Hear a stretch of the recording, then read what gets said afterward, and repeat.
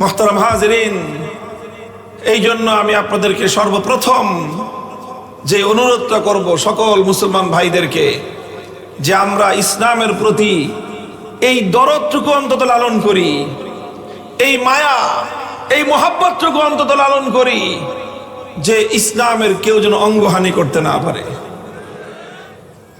ইসলামের কোনো অধ্যায়, ইসলামের কোনো অংশকে যেন কেউ ইসলাম থেকে কেটে ফেলতে না পারে।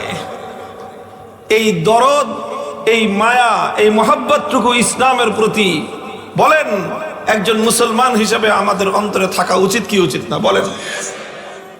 যদি এটা না থাকে তাহলে আমি কেমন মুসলমান বলেন তো? ইসলামের প্রতি এতটুকু দরদ যদি না থাকে আমার, তাহলে আমি কেমন মুসলমান? আল্লাহ পাক রব্বুল আলামিন আমাদের সকলের মধ্যে দ্বীন এবং ইসলামের প্রতি সেই মায়া, সেই মমতাটুকু আল্লাহ দান করেন।